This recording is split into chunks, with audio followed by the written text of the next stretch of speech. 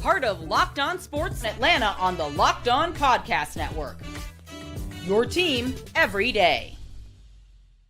The Hawks POSTCAST, your home for the best Atlanta Hawks talk.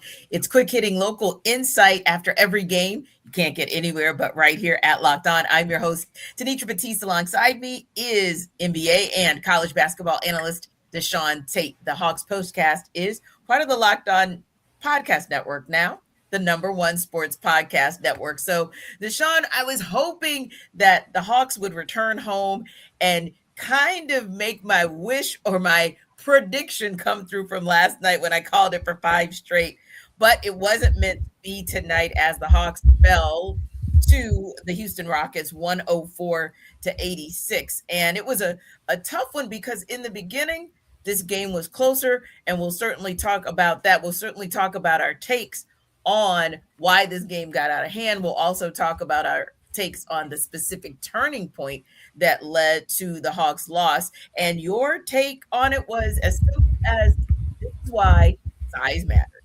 It's exactly why the size matters, because it's already bad enough that you're going up against a team with more size than you anyway. Yes. On top of that, not having Onyeka, Okongwu, Asa Newell, not necessarily the most ideal guy to step in there. And I know we talk about next man up, and the Hawks have done a great job all season long in terms of next man up. So many guys that are in the starting lineup consistently this year who are typically would be coming off the bench. But when you don't have Kristaps, Porzingis again, obviously Onyeka, Okongwu, for what it's worth, I get it. He maybe not the biggest, strongest guy in the world or whatever, but for the length and the defense and the athleticism and everything else that someone like Zaccharie Risacher brings, you don't have him either. Any little bit of experience, especially in the front court right now, is always a good sign. What's not a good sign is probably Christian Koloko being the starting guy. So I kind of felt like it was going to be a long night against a very experienced plus front court, deep front line. Alperen Sengun coming off an all-star appearance. Amen Thompson was just a really good defender on multiple positions, bigs and smalls. And so plus Houston's like the #1 rebounding team in the NBA too. I don't think that helped the situation. So my concern was probably going to be, I would imagine probably going to be, oh, by the way, Jalen Johnson. Geez, how did I even forget this guy's name, for crying out loud? That didn't play. But probably my biggest concern was, what you're going to get on Nickeil Alexander-Walker, a bunch of threes, a bunch of scoring in bunches. And then obviously with CJ McCollum coming off the bench, you got to have some bench firepower from a scoring position as well. But who's going to be the next guy to step up and help? While I do think that Corey Kispert did a good job, they need a little bit more out of the nucleus of which I think they're building this team from 3. That being also Luke Kennard, Vit Krejci. Obviously not enough shots to go up and go through the rim, and they held on for as long as they could, riding the wave of the backcourt. Yeah. So the injury report for the Hawks when it came out, it's like, my goodness, like you said, Jalen Johnson out with left calf tightness. Onyeka Okongwu, of course, that dental fracture from last night. Kristaps Porzingis left Achilles tendonitis out. Zaccharie Risacher still dealing with the left knee and bone contusion. So, I mean, that alone already told you what the storyline was going to be. But in addition to that, last night wasn't a game where even the starters were able to rest, because although the Hawks had a lead that they built up to like 23 points, Boston kept trimming the lead. So Quinn Snyder couldn't take his starters out. So they didn't exactly get, say, that rest in the fourth quarter, which could have maybe helped what you saw in the second half, where the starters, those who started last night and were able to play and start tonight as well, you started to see them really kind of wear down in that third quarter. And hey, Houston's coming off a tough one as well. But listen, a back-to-back. Boston to Atlanta versus San Antonio to Atlanta. Those are 2 different types of back-to-backs. And different weather on top of that. Feels like the same weather outside, but it's definitely different. And it makes a difference. So we kind of knew the Hawks were going to be behind the 8 ball because of their version of a back-to-back. But in addition to that, we knew that 9 times out of 10, there's Onyeka Okongwu's not playing. Like we Jalen Johnson, you kind of hoped, because he was still questionable up to just a couple of hours before the game. but ultimately couldn't go as well. So again, that when you have that situation, and that's kind of what my take was when you look at the fact that Double O got punched in the mouth last night. That's why Hawks couldn't punch back tonight. You saw the first quarter, hey, Hawks got a really good performance and really good contributions all over. That's why they were able to go into the first quarter tied with the Rockets 23-23. Nickeil Alexander-Walker, 10 points in that first quarter. CJ McCollum, 7 points in that first quarter. And then you look at the second quarter for the Hawks as well. Let's see who. CJ McCollum again. Yep.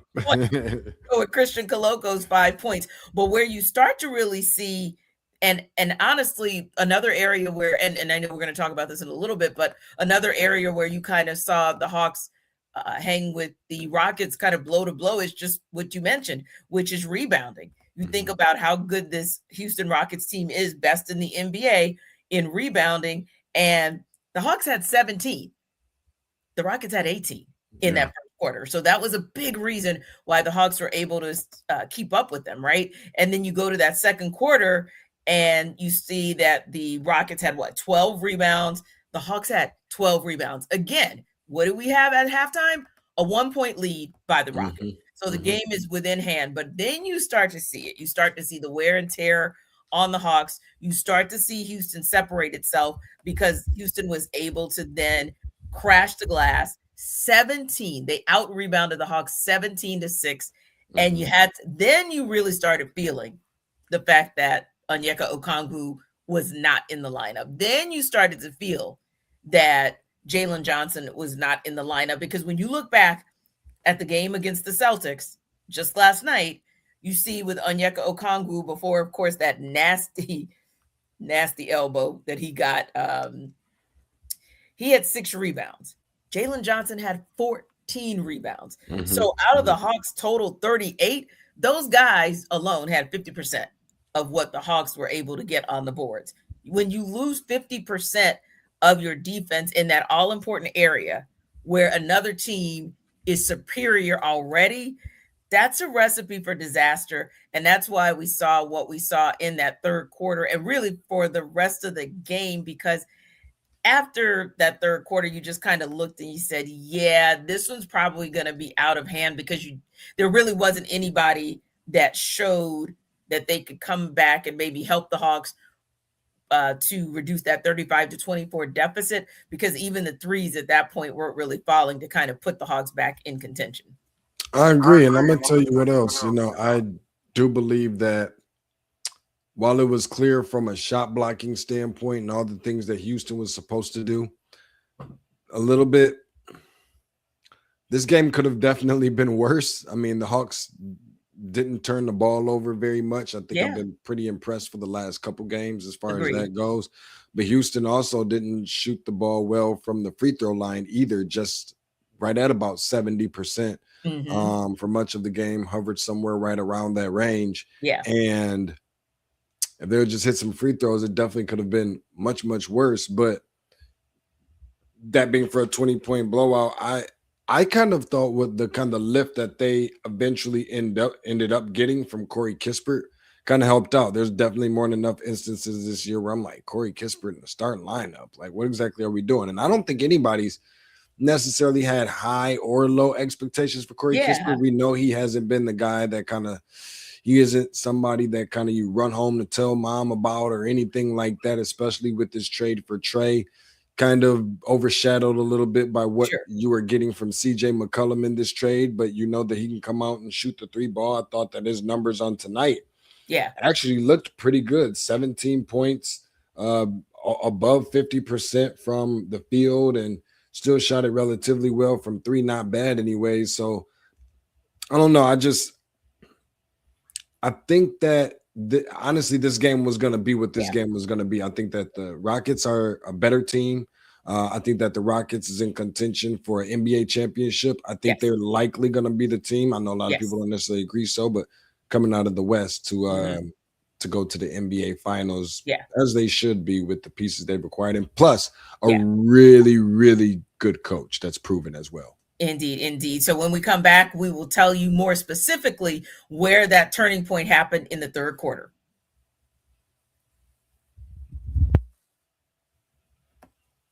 This episode of our Hawks Postcast is brought to you by TurboTax.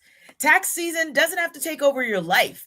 This year, TurboTax is making it easier than ever to just hand things off and move on with your day. With TurboTax Full Service, you can have your taxes done for you by a trusted local expert, start to finish, without the stress or guesswork. Instead of spending hours trying to figure out forms, you can meet with a local TurboTax expert in person or connect online. They handle everything from W-2s to self-employed forms and work to get you every deduction. You can also upload your documents, go about your day, and get updates right in the TurboTax app.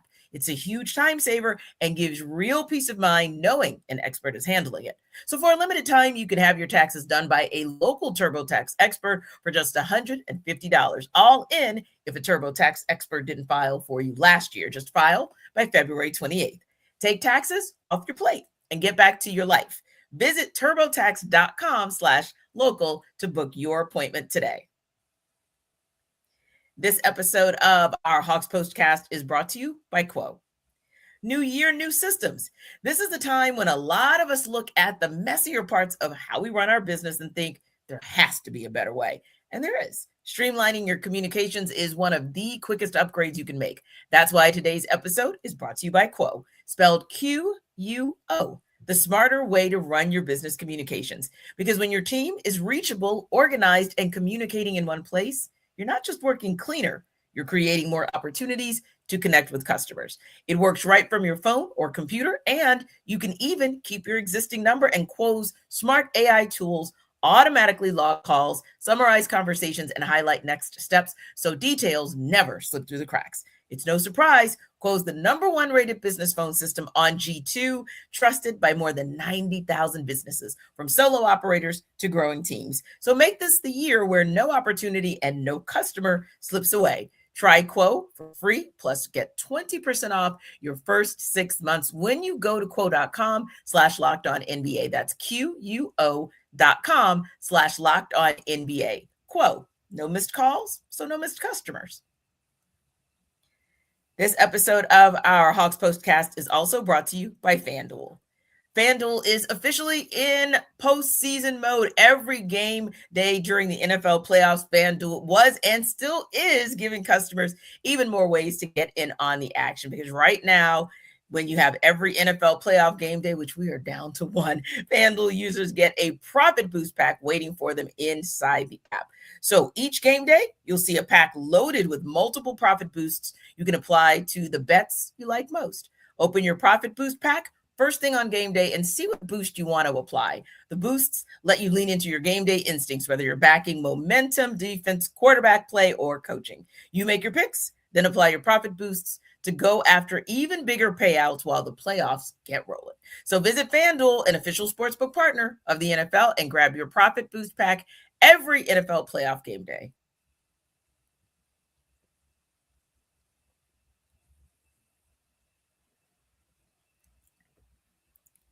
So DeShaun, like we were talking about earlier, the Hawks kept this thing close in the first half. The Hawks were able to have things all knotted up in that first quarter with the Houston Rockets. Second quarter, you go to halftime just a point down. And hey, if the shot had actually fallen right there at the end of the first half, the Hawks might have been up one. But hey, just down one. And then all of a sudden, deep into that third quarter, about 4 minutes into the third quarter, or 4 minutes left of the third, that's when things started to change. Now, Corey Kispert made a 3, but then the Rockets went on a 12-1 run, and it was pretty much a done deal. That was the turning point.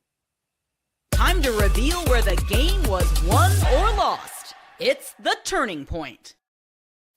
So yeah, DeShaun, tough go for the Hawks. They were trying to hang in there, and they did for about 2/3 of the third quarter, and then the bottom fell out.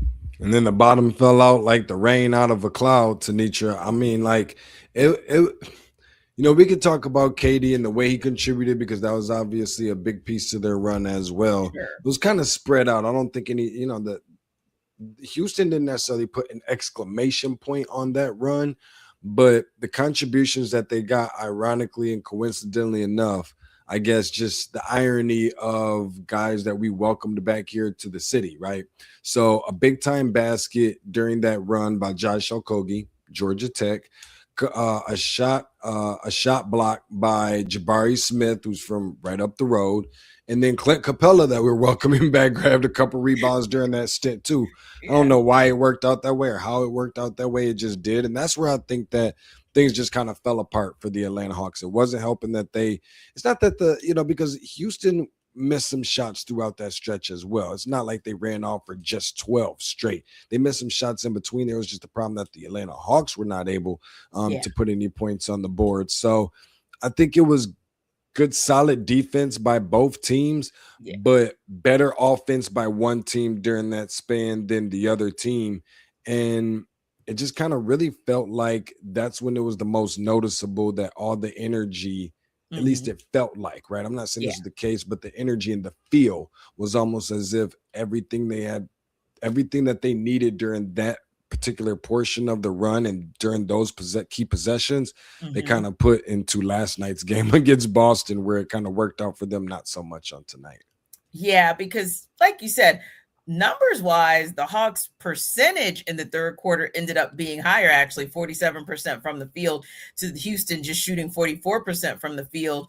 But when you start digging deeper into the numbers, of course, that's where the challenge comes. And really, a lot of it was the free throw line and second chance point opportunities. Because again, even from three, Houston shot at a clip of 50%, the Hawks almost 56%.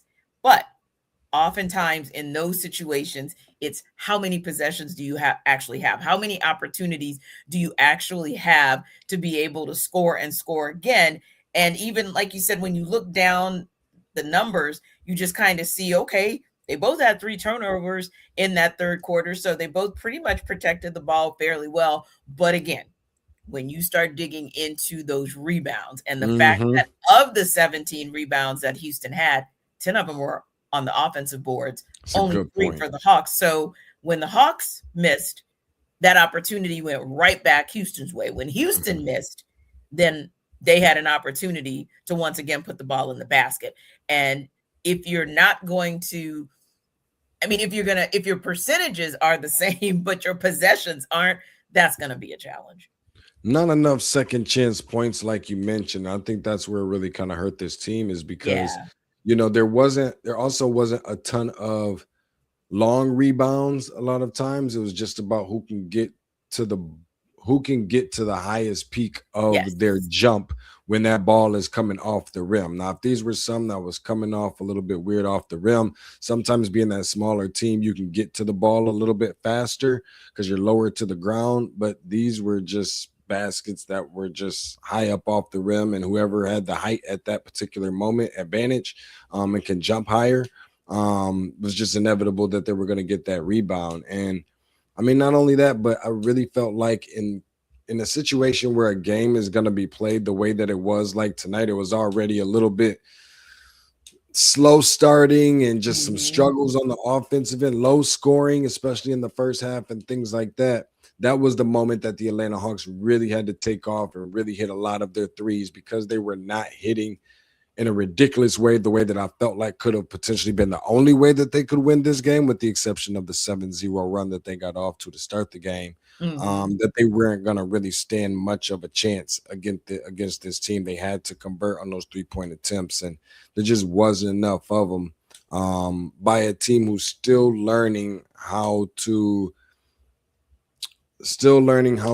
really balance out who's getting the shots from the perimeter and when. It really felt much like the Nickeil Alexander-Walker and CJ McCollum show tonight. Yeah. That just wasn't enough of a show. But one more thing before we wrap up, right? So there was a moment in this game, and this is off the beaten path, but there was a moment in the game. You know how at the arena they play different games, right? So it might be that suitcase game where you got to ride the suitcase. Oh yeah, by Delta Airlines, or it may be the 3-point shot, or it may be like who can make the shot from half court. Well, tonight they played a game of tic-tac-toe, right? The entertainment team, and they picked 2 kids from the audience, and all you had to do was, when you make your shot, then you come back and you put your X or your O. So kid number one made his shot. Boom. Okay. And kid number 2 made his shot. Okay, now we're even. Kid number 1 goes back for his shot, misses. Kid number 2 makes the shot. But kid number 2, apparently, parents, you need to teach your kids better.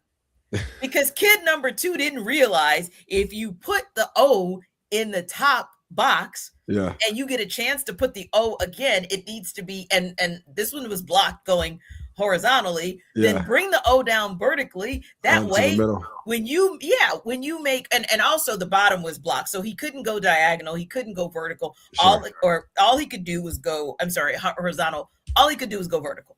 Yeah. DeShaun, this kid made 2 for 2 and put the darn O in the middle. Boy, what are you doing? Teach your kids better.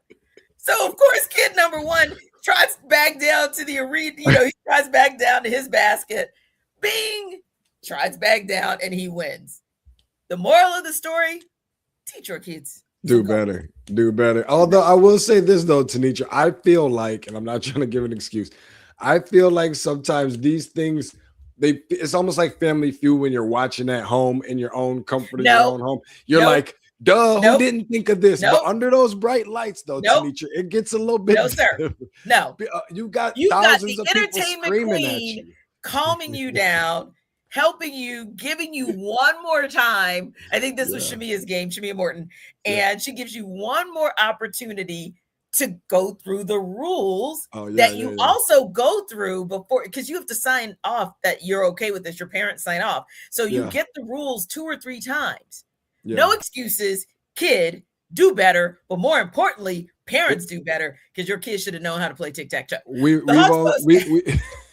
We've all only been playing this game since we was 2 years old. Yeah. Do better, kid, and do better, parents. The Hawks Postcast is the #1 place to hang out after every game and is part of the Locked On Podcast Network, your team every day. So remember, like and subscribe to our YouTube channel. And for more on the Hawks, head over to Locked On Hawks with our guy, Brad Rowland. We'll see you next time.